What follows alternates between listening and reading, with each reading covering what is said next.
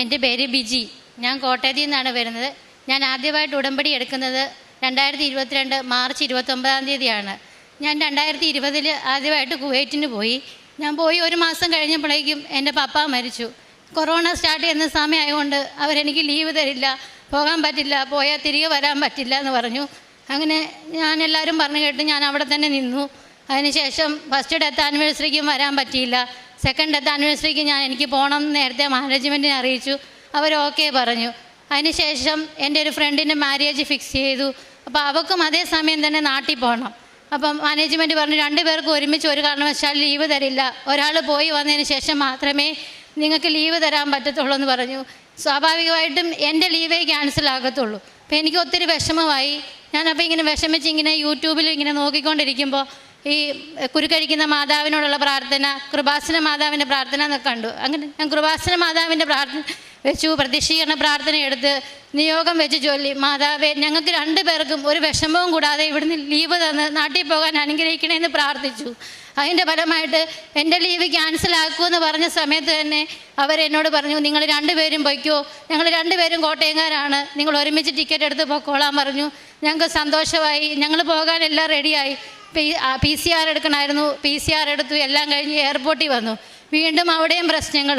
PCR date വ്യത്യാസമാണ്, ഒരു കാരണവശാലും നിങ്ങൾക്ക് കയറിപ്പോകാൻ പറ്റത്തില്ല, നിങ്ങളെ ചെക്ക് ഇൻ ചെയ്യില്ല എന്ന് പറഞ്ഞു. ഞങ്ങൾ 2 പേരും വിഷമിച്ചു. പിറ്റേ ദിവസം അവളുടെ എൻഗേജ്മെൻറ്റാണ്. അവളും കരയുന്നു, ഞാനും കരഞ്ഞു. ഞാൻ മാതാവിനോട് പ്രാർത്ഥിച്ചു, മാതാവേ ഇനിയും 10-15 മിനിറ്റ് കൂടെ ഉള്ളൂ ഫ്ലൈറ്റ് എടുക്കാൻ, ഞങ്ങളെ ഒന്ന് ഇവിടുന്ന് കടത്തി വിടണേ എന്ന് പ്രാർത്ഥിച്ചു. അതിൻ്റെ ഫലമായിട്ട് ഒരാൾ എവിടെ നിന്നോ വന്നു. അവർ പറഞ്ഞു, നിങ്ങൾ വിഷമിക്കണ്ട, ഞാൻ എന്തെങ്കിലും ചെയ്യാൻ പറ്റുമോ എന്ന് നോക്കട്ടെ എന്ന് പറഞ്ഞു. അയാൾ അവിടെ കയറി ആ കമ്പ്യൂട്ടർ സിസ്റ്റത്തിൽ ചെയ്ത് ഞങ്ങളുടെ റിപ്പോർട്ട് തിരുത്തി ഞങ്ങളെ 10 മിനിറ്റിനുള്ളിൽ ചെക്ക് ഇൻ ചെയ്ത് നാട്ടിൽ വിട്ടു. ഞാൻ മാതാവിനോട് പ്രാർത്ഥിച്ചു, ഞാൻ പിറ്റേ ദിവസം തന്നെ ഞാൻ ഈ കൃപാസനത്തിൽ വന്നോളാം പറഞ്ഞ് ഞാൻ നേർന്നു. അങ്ങനെ ഞാനും എൻ്റെ കുടുംബവും ഇവിടെ വന്നു. പക്ഷേ അന്ന് ഞാൻ ഉടമ്പടി എടുത്തില്ല. ഞങ്ങൾ പ്രാർത്ഥിച്ച് തിരിച്ചു പോയി. വീട്ടിൽ ചെന്ന് കഴിഞ്ഞപ്പോൾ എനിക്ക് ഉടമ്പടി എടുക്കണമെന്ന്. അപ്പം എൻ്റെ ഹസ്ബൻഡ് എന്നോട് ചോദിച്ചു, നിനക്ക് ഇതൊക്കെ കാര്യങ്ങൾ ചെയ്യാൻ പറ്റുമോ, അവിടെ ചെന്നാൽ ചെയ്യാൻ പറ്റുമോ? ഞാനൊരു കോൺട്രാക്ട് ബേസ് ജോലിക്ക് കയറിയതാണ്, എനിക്ക് ഹോം കെയർ ഡ്യൂട്ടി ഇട്ടിട്ടുണ്ട്. അപ്പം നിനക്ക് അങ്ങനെ പ്രാർത്ഥനകളൊക്കെ ഞാൻ പറഞ്ഞു എന്നെക്കൊണ്ട് ചെയ്യാവുന്ന പോലെ ചെയ്യാം, പക്ഷേ എനിക്ക് ഉടമ്പടി എടുത്തിട്ട് പോകണമെന്ന് പറഞ്ഞു. അങ്ങനെ ഞാൻ ഉടമ്പടി എടുത്തു, നിയോഗങ്ങൾ വെച്ചു. എൻ്റെ ഹസ്ബൻഡും മദ്യപിക്കുമായിരുന്നു, അത് ഞാനൊരു നിയോഗമായിട്ട് വെച്ചു. കുടുംബത്തിൽ സമാധാനം എനിക്ക് വേണം, അങ്ങനെ പ്രാർത്ഥിച്ചു, നിയോഗം വെച്ചു. ഞാൻ ഉടമ്പടി എടുത്ത് കുവൈറ്റിൽ ചെന്നു, പ്രാർത്ഥനയൊക്കെ തുടർന്നു. പക്ഷേ വീണ്ടും പ്രതിസന്ധികൾ. ഞങ്ങൾക്ക് കുറേയേറെ കടബാധ്യതകളുണ്ടായിരുന്നു. ഹസ്ബൻഡ് മദ്യപാനം കൂടി, ആകപ്പാടെ പ്രശ്നങ്ങളായി. എന്നെ കുറേ ചീത്ത പറഞ്ഞു. നീ ഹോം കെയർ ഡ്യൂട്ടിക്ക് പോകുന്നത് അതുവരെ മോശപ്പെട്ട രീതിയിൽ സംസാരിച്ചു. എനിക്ക് ഒത്തിരി വിഷമം. എൻ്റെ വീട്ടുകാരെ ചീത്ത പറഞ്ഞു. അങ്ങനെ എനിക്ക് താങ്ങാൻ പറ്റും. എന്നാലും ഞാൻ മാതാവിനോട് പ്രാർത്ഥിച്ചു, മാതാവെല്ലാം അറിയുന്നുണ്ട്, ഞാൻ ഒരു മോശ കാര്യങ്ങളും ചെയ്യുന്നില്ല. അങ്ങനെ കരഞ്ഞ് പ്രാർത്ഥിച്ചു. എൻ്റെ ഉടമ്പടി 3 മാസം തികയുന്നതിന് മുമ്പ് എൻ്റെ ഭർത്താവിൻ്റെ മദ്യപാനം മാറ്റിത്തന്നു, സിഗരറ്റ് വലി മാറ്റിത്തന്നു, എല്ലാ ദുശീലങ്ങളും മാറ്റിത്തന്നു. എന്നെ ചീത്ത പറഞ്ഞു, എൻ്റെ വീട്ടുകാരെ ചീത്ത പറഞ്ഞ ആൾ ഞങ്ങളോടെല്ലാം വന്ന് മാപ്പ് പറഞ്ഞു. മാതാവ് എനിക്ക് ആദ്യം ആ നിയോഗം സാധിച്ച് എൻ്റെ കുടുംബത്തിന് സമാധാനം തന്നു. പിന്നെ എൻ്റെ ഒരു ലവ് പ്ലസ് അറേഞ്ച് മാരേജ് ആയിരുന്നു. അപ്പോൾ എല്ലാവരും കുറ്റപ്പെടുത്തും, എനിക്ക് വീടില്ല, കയറി ചെല്ലാൻ നാണക്കേടാണ്, അങ്ങനെയൊക്കെ പറയും. എന്നെ എല്ലാവരും കളിയാക്കുമായിരുന്നു. ഞാൻ മാതാവിനോട് പറഞ്ഞു, മാതാവേ എനിക്കും ഒരു ഭവനം തരണേന്ന് ആഗ്രഹിച്ചു. ചോരുമായിരുന്നു ഞങ്ങളുടെ വീട്. അപ്പം ഞാനൊരു ഭവനത്തിന് വേണ്ടി പ്രാർത്ഥിച്ചു. എന്നിട്ട് എനിക്കപ്പം കുവൈറ്റിൽ ജോലിയുണ്ടല്ലോ, ആ ജോലി കൊണ്ട് നമുക്ക് എങ്ങനെയെങ്കിലും പണിയാം എന്ന് ഞാൻ എല്ലാവരെയും കൺവിൻസ് ചെയ്യിപ്പിച്ച് എല്ലാവരും സമ്മതിച്ചു. ആദ്യം എല്ലാവരുമൊക്കെ തടസ്സം പറഞ്ഞെങ്കിലും പിന്നീട് എല്ലാവരും സമ്മതിച്ചു, ലോണിന് വെക്കാമെന്ന് പറഞ്ഞു. അപ്പോൾ സിവിൽ സ്കോറിൻ്റെ പ്രശ്നങ്ങൾ വന്നു, ലോൺ തരില്ല എന്ന് ബാങ്കുകാർ പറഞ്ഞു. അങ്ങനെയൊക്കെ പ്രശ്നങ്ങളായിട്ടും അവസാനം ഒരു ബാങ്കുകാർ കുറച്ച് ലോൺ തരാമെന്ന് പറഞ്ഞു. അങ്ങനെ ഞങ്ങൾ തറക്കല്ലിടാമെന്ന് പറഞ്ഞു. പഴയ വീട് പൊളിച്ചു, അവിടെ ഞങ്ങൾ തറക്കല്ലിനുള്ള ഇത് ഇട്ടു. അങ്ങനെ അത് ഇട്ട് കഴിഞ്ഞേച്ചും തറ കെട്ടിക്കഴിഞ്ഞു. പിന്നെയും പ്രതിസന്ധികൾ. അങ്ങനെ ഞാനപ്പോൾ അവിടെ കുവൈറ്റിലൊരു ഞാൻ BSc നേഴ്സ് ആയതുകൊണ്ട് ഇങ്ങനെ ഒരു ജോലി ചെയ്യുമ്പോൾ എല്ലാവരും ചോദിക്കും, എന്തിന് ഇത്രയും നല്ല സാലറി ജോലി ചെയ്യുന്നിടത്ത് കുറഞ്ഞ സാലറി ജോലി ചെയ്യുന്നതിന് കോൺട്രാക്റ്റ് തീരുമ്പോൾ റിസൈൻ ചെയ്ത് പൊക്കോ, ഞങ്ങൾ നല്ലൊരു ജോലി തരാമെന്ന് ഒരു ഏജൻറ്റ് എന്നോട് പറഞ്ഞു. നല്ലൊരു റെപ്യൂട്ടഡ് ആയിട്ടുള്ള ഹോസ്പിറ്റലിൽ ജോലി ചെയ്യണമെന്നും നല്ലൊരു സാലറി വാങ്ങണമെന്നും എനിക്കും ആഗ്രഹം തോന്നി. ഞാനങ്ങനെ അവിടെ നിന്ന് ഇവർ പറഞ്ഞ് കേട്ട് റിസൈൻ ചെയ്തു, നാട്ടിൽ പോന്നു. പക്ഷേ എനിക്കൊന്നും ശരിയായില്ല. ഞാൻ വളരെയധികം വിഷമിച്ചു, പ്രാർത്ഥിച്ചു. വീണ്ടും ഞാനിവിടെ നിന്ന് കൊച്ചിയിൽ ഒരു ഇൻ്റർവ്യൂ അറ്റൻഡ് ചെയ്തു. അപ്പോൾ അതിൽ പരീക്ഷ പാസ്സായി. ഇൻ്റർവ്യൂ പാസ്സായി ഓഫർ ലെറ്റർ തന്നു. ഞാൻ ഇവിടെ വന്നു ഓഫർ ലെറ്റർ കിട്ടിക്കഴിയുമ്പോൾ സാക്ഷ്യം പറയാമെന്ന് നേർന്നു. ഇവിടെ വന്നു. അപ്പോൾ ഇവിടെ അച്ഛൻ സൈൻ ചെയ്ത് തന്നിട്ട് പറഞ്ഞു, നീ പോയിക്കോ, നീ വിസ വരുമ്പോൾ നീ വന്ന് സാക്ഷ്യം പറയാമെന്ന് പറഞ്ഞു. എനിക്ക് വീണ്ടും പ്രശ്നങ്ങൾ, തല കെട്ടിയിരിക്കുന്നു, ജോലിയില്ല, കടത്തിന്മേ കടങ്ങൾ, നിക്കക്കള്ളിയില്ലാത്ത അവസ്ഥ. ഒരു മാസം 1 ലക്ഷം രൂപയ്ക്ക് മേളിൽ ഞങ്ങൾക്ക് കടങ്ങൾ, ബാങ്കിൽ EMI ഞങ്ങൾക്ക് താങ്ങാൻ പറ്റുന്നില്ല. ഹസ്ബൻഡും ആകെപ്പാടെ ഡൗണായി, ഞങ്ങളെ കൊണ്ട് താങ്ങാൻ പറ്റുന്നത്. എങ്കിലും മാതാവിൻ്റെ ഒരു കരം ഞങ്ങൾക്കുണ്ടായി. ഹസ്ബൻഡിന് വിശ്വാസമുണ്ട്, എങ്കിലും കുറച്ച് ഒരു വിശ്വാസമില്ല. ഇവിടെ വരും, ഞാൻ ഉടമ്പടി എടുക്കാൻ വരുമ്പോൾ എൻ്റെ കൂടെ വരും, പ്രാർത്ഥിച്ചിട്ട് പുള്ളി ഇറങ്ങിപ്പോയി വെളിയിൽ നിൽക്കും. ഞാൻ മാതാവിനോട് പറഞ്ഞു, മാതാവേ, ഞാൻ പ്രാർത്ഥിച്ച് എൻ്റെ മനസ്സ് പറഞ്ഞല്ല അറിയേണ്ടത്, ആ മാതാവ് കാണിച്ചും അറിയിച്ചും കൊടുക്കണം. മാതാവ് എന്നെ അനുഗ്രഹിക്കുന്നത് കണ്ട് പുള്ളി വിശ്വസിക്കണമെന്ന് ഞാൻ പറഞ്ഞ് പ്രാർത്ഥിച്ചു. അങ്ങനെ തന്നെ പുള്ളിക്ക് മനസ്സിലായി എന്നെ സഹായിക്കുന്നത് മാതാവാണെന്നും ആ പുള്ളി എല്ലാ കാര്യങ്ങളിലും മാതാവിനെ വിശ്വസിക്കാൻ തുടങ്ങി. എനിക്കും അതൊരാശ്വാസം. ഞാൻ പറഞ്ഞു, സാരമില്ല, എല്ലാം ശരിയാകും. പുള്ളിക്ക് ഞാനൊരു വിദേശത്ത് ജോലിക്ക് വേണ്ടി നിയോഗം വെച്ച് പ്രാർത്ഥിച്ചു. അപ്പോൾ എന്നോട് പറഞ്ഞു, എനിക്ക് ആഫ്രിക്കയ്ക്ക് പോകാൻ ഒരു ജോലി ശരിയായിട്ടുണ്ട്, ഞാൻ കൊടുക്കട്ടെ? ഞാൻ പറഞ്ഞു, വേണ്ട, ആഫ്രിക്കയൊക്കെ എങ്ങനെയാണ് എന്താണെന്ന് നമുക്കറിയത്തില്ല. അപ്പം പറഞ്ഞു, നീ നെഗറ്റീവായിട്ടൊന്നും പറയരുത്, പോസിറ്റീവായിട്ട്. ഞാൻ പോയി കഴിഞ്ഞ് കഴിഞ്ഞാൽ നമുക്ക് വീട് പണിയാമല്ലോ, ഈ വീടിൻ്റെ ലോൺ കിട്ടിയ കുറച്ച് പൈസയുണ്ട്, അത് കൊടുത്താൽ പോകാം എന്ന് പറഞ്ഞു. ഞാനും എൻ്റെ മമ്മിയും പറഞ്ഞു, വേണ്ട, കൊടുക്കണ്ടെന്ന് പറഞ്ഞു. എന്നിട്ടും പുള്ളി പറഞ്ഞു, വേണ്ട മമ്മി, കിട്ടിയാൽ രക്ഷപ്പെടും, നമ്മൾ കൊടുത്തേക്കാമെന്ന് പറഞ്ഞു. അങ്ങനെ കൊടുത്തു. പക്ഷേ അതും ഞങ്ങളെ അവർ കളിപ്പിക്കുമായിരുന്നു. ആ പൈസയും ഞങ്ങൾക്ക് നഷ്ടമായി. വീണ്ടും ഒത്തിരിയും പ്രയാസങ്ങൾ. എല്ലാവരും പുള്ളിനെ കളിയാക്കാൻ തുടങ്ങി. ആഫ്രിക്കയ്ക്ക് പോകുന്നില്ലേ, എന്തായി ഏതായി? പുള്ളി ആകപ്പാടെ സങ്കടം. എങ്ങനെയെങ്കിലും എനിക്ക് ഇവിടുന്ന് നാട്ടിൽ നിന്ന് കയറി പോകണമെന്ന് പറഞ്ഞു. അബുദാബിക്ക് വിസിറ്റിംഗ് വിസ എടുത്ത് പോയി. അവിടെയും ചെന്നിട്ട് 2 മാസം ജോലി, കുറച്ച് കഷ്ടപ്പാടായിരുന്നു. പുള്ളി കാറ്ററിംഗ് ഫീൽഡിലായിരുന്നു കൂടുതൽ. പക്ഷേങ്കിൽ മാതാവിനോട് ഞാൻ കണ്ണുനീരൊഴുക്കി പ്രാർത്ഥിച്ചു. ഒരു ദൈവദൂതരെ പോലെ ഒരാൾ ഞങ്ങൾക്കൊരു വിസ, ജോബ് വിസ തന്നു. ഇപ്പം നല്ലൊരു രീതിയിൽ ഒരു ഓഫ് ഷോറിൽ ജോലി ചെയ്തുകൊണ്ടിരിക്കുന്നു. എന്നാലും കടങ്ങൾ തീരില്ല, വീട് പണി ചെയ്യാൻ പൂർത്തി. എനിക്കൊരു ജോലി ഉണ്ടെങ്കിലേ ഉള്ളൂ. ഞാൻ അപ്പം ഇവിടെ വന്നു, ജോസഫ് അച്ഛനെ കണ്ട് പ്രാർത്ഥിച്ചു, ഓഫർ ലെറ്റർ വെച്ചു. അച്ഛൻ എന്നോട് ചോദിച്ചു, നീ എന്തിനാ പഴയ ജോലി കളഞ്ഞു? ഞാൻ പറഞ്ഞു, അച്ഛാ, സാലറി കുറവ്, എനിക്ക് വേറെ ആനുകൂല്യങ്ങളൊന്നുമില്ലായിരുന്നു. അപ്പം നല്ലൊരിടത്ത് കുവൈറ്റിലേക്ക് തന്നെ ഞാൻ തിരികെ പോകാനാണ് ആഗ്രഹിക്കുന്നത് പറഞ്ഞു. അച്ഛനൊന്നും മിണ്ടിയില്ല, തലയ്ക്ക് കൈവച്ച് പ്രാർത്ഥിച്ചു. മാതാവിൻ്റെ അടുത്ത് ഓഫർ ലെറ്റർ കൊണ്ടുവച്ച് പ്രാർത്ഥിച്ചു.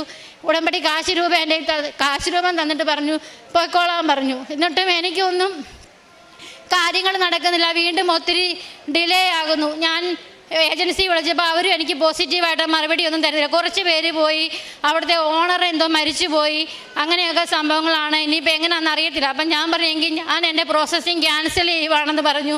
ഞാൻ ഈ പ്രോസസ്സിങ് ക്യാൻസൽ റിക്വസ്റ്റ് മെയിൽ അയച്ചു, ഹോസ്പിറ്റലുകാർക്കും അയച്ചു, ഏജൻസിക്ക് അയച്ചു. ഞാനൊരു 35,000 അവിടെ പേ ചെയ്തിട്ടുണ്ടായിരുന്നു. അവർ GST കട്ട് ചെയ്ത് ആ 30,000 എനിക്ക് തിരികെ തന്നു. എന്നിട്ട് ഞാൻ ഇവിടെ വന്നു, വേറൊരു ഏജൻസിക്ക് വീണ്ടും എൻ്റെ ഇത് കൊടുത്തു. അവരുടെ ഇൻ്റർവ്യൂ അറ്റൻഡ് ചെയ്തു.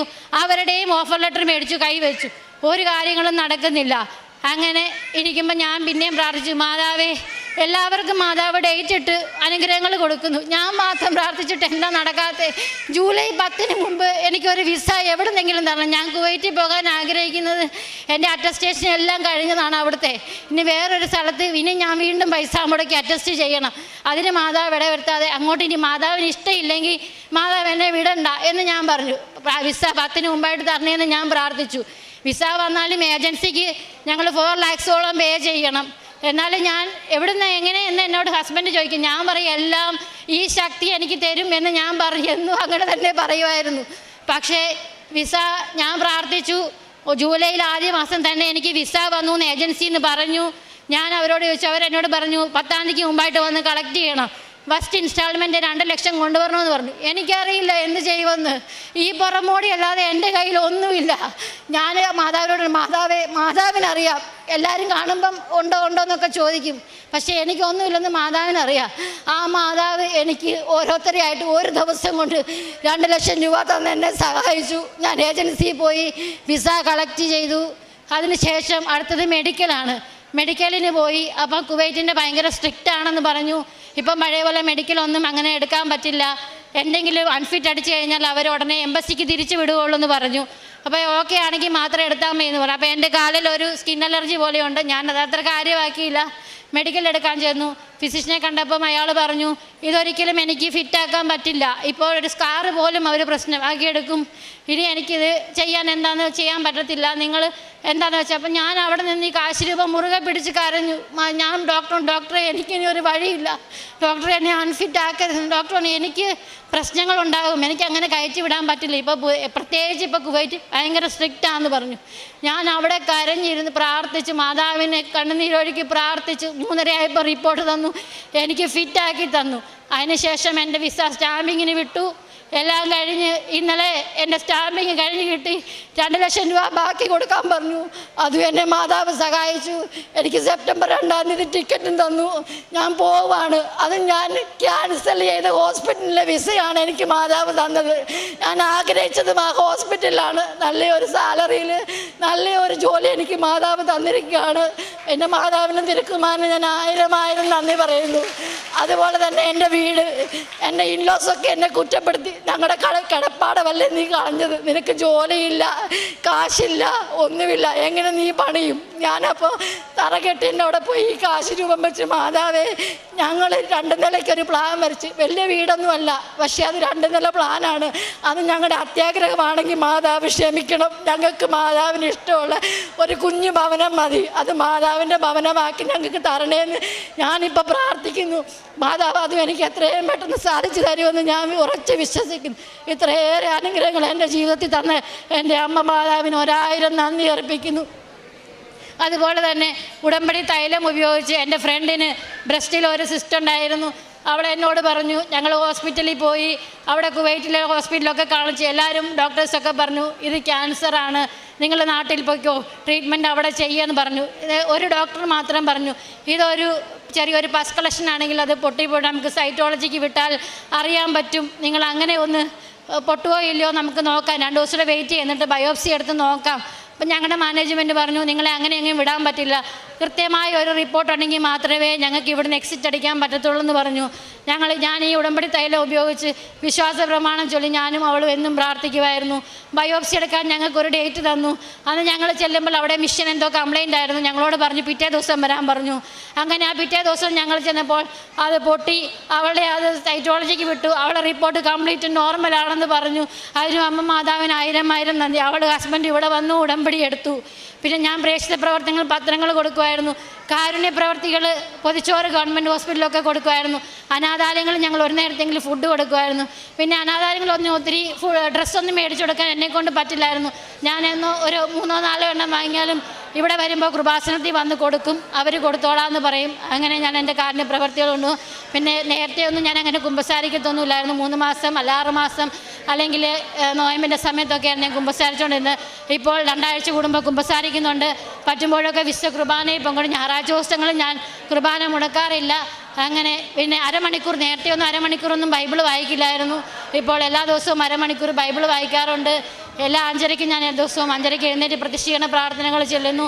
ഇപ്പോൾ ഞാൻ പറയാതെ തന്നെ എൻ്റെ ഭർത്താവും എന്നോട് പറയും, ഞാൻ ഇവിടുന്ന് പോയപ്പോൾ ഒരു ലോക്കറ്റ് കൊടുത്താണ് വിട്ടത്. എന്നോട് പറയും എന്ത് പ്രശ്നങ്ങളുണ്ടായാലും ഞാൻ മാതാവിനെ മുറുകെ പിടിക്കും, അപ്പോൾ എൻ്റെ പ്രശ്നങ്ങളെല്ലാം തീരും.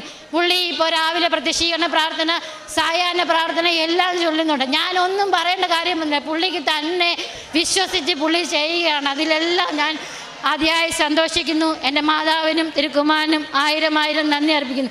ഇനി എന്നെ സഹായിച്ച് പൈസ തന്ന് സഹായിച്ച എല്ലാവർക്കും എൻ്റെ മാതാവിൻ്റെ നാമത്തിൽ ഞാൻ 1000 നന്ദി അർപ്പിക്കുന്നു. ഒരു വ്യക്തി അൾത്താരയിൽ സാക്ഷ്യം തുടങ്ങുമ്പോൾ നമുക്കറിയുവാനായിട്ട് സാധിക്കും എത്രത്തോളം ബുദ്ധിമുട്ടുമായിട്ടാണ് ആ സഹോദരി പരിശുദ്ധ അമ്മയുടെ പ്രത്യക്ഷീകരണത്തിൻ്റെ ഈ ആലയത്തിലേക്ക് കടന്നു വന്നതെന്ന്. പിന്നീട് സാക്ഷ്യത്തിനായിട്ട് നിൽക്കുന്ന വ്യക്തി സാക്ഷ്യം പറയുമ്പോൾ അത് അവസാനിക്കുമ്പോൾ നമുക്ക് മനസ്സിലാകും അവരുടെ ഉടമ്പടി ജീവിതത്തിൽ പരിശുദ്ധ അമ്മ എങ്ങനെയാണ് ഇടപെട്ടതെന്ന്. പരിശുദ്ധ അമ്മയുടെ വലിയ മധ്യസ്ഥവും പരിശുദ്ധ അമ്മയുടെ സാന്നിധ്യവും ഒക്കെ അനുഭവിച്ചുകൊണ്ട് അവരുടെ ജീവിതത്തിൻ്റെ പ്രശ്നങ്ങൾ ഉടമ്പടി ജീവിതത്തിലൂടെ, ഉടമ്പടി പ്രാർത്ഥനയിലൂടെ അവർ തരണം ചെയ്ത് കടന്നു വന്നതായിട്ട് നമുക്ക് കാണുവാനായിട്ട് സാധിക്കും.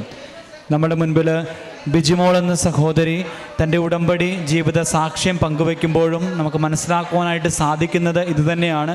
ഈ സഹോദരി എത്രത്തോളം ഭാരത്തോടു കൂടിയാണ് പരിശുദ്ധ അമ്മയുടെ ഈ ആലയത്തിലേക്ക് കടന്നു വന്നുകൊണ്ട് ഉടമ്പടിയിൽ പങ്കുചേർന്നതെന്ന്. ഉടമ്പടി ജീവിതം അതിൻ്റെ വിശ്വസ്തതയിലും പൂർണ്ണതയിലുമൊക്കെ ജീവിക്കുവാനായിട്ട് പരിശ്രമിച്ചപ്പോൾ പരിശുദ്ധ അമ്മ ഇവരുടെ ജീവിതത്തിൽ സാന്നിധ്യമായിട്ട് കടന്നു വന്നത് നമുക്ക് കാണുവാനായിട്ട് സാധിക്കും. സാക്ഷ്യത്തിൻ്റെ അവസാനം ഈ സഹോദരി പറയുന്നുണ്ട് എത്രത്തോളം കാരുണ്യ പ്രേക്ഷിത പ്രവർത്തനങ്ങൾ ഈ സഹോദരിക്ക് ചെയ്യുവാനായിട്ട് സാധിച്ചുവെന്ന്. പ്രിയമുള്ളവരെ, ഉടമ്പടി ജീവിതം ഇതൊരു ചൊല്ലിക്കൂട്ടുന്ന പ്രാർത്ഥനകളുടെ ജീവിതമല്ല, മറിച്ച് ഇത് പ്രാർത്ഥിക്കുകയും അതുപോലെ തന്നെ അതിനോടൊത്ത് പ്രവർത്തിക്കുകയും ചെയ്യുന്ന ഒരു ജീവിതമാണ്. നമ്മുടെ ജീവിതത്തിൽ പ്രാർത്ഥന ഉണ്ടാവണം, അതോടൊപ്പം തന്നെ ഈശോയ്ക്ക് വേണ്ടിയിട്ട് ഈശോയുടെ നാമത്തിൽ ജോലി ചെയ്യുവാനായിട്ട്, സഹോദരങ്ങളെ സഹായിക്കുവാനായിട്ട്, സ്നേഹിക്കുവാനായിട്ട്, അവിടുത്തെ വചനം പങ്കുവെച്ചു കൊടുക്കുവാനായിട്ടൊക്കെ നമുക്ക് സാധിക്കുമ്പോഴാണ് നമ്മുടെ ജീവിതം അനുഗ്രഹിക്കപ്പെട്ട ജീവിതമായിട്ട് മാറുന്നത്. ഈ സഹോദരിയുടെ ജീവിതത്തിൽ പരിശുദ്ധ അമ്മ ചൊരിഞ്ഞ എല്ലാ അനുഗ്രഹങ്ങൾക്കും കൃപകൾക്കും നമുക്ക് നന്ദി പറയാം. ഇരു കരങ്ങളും അടിച്ച് നമുക്ക് ദൈവനാമത്തെ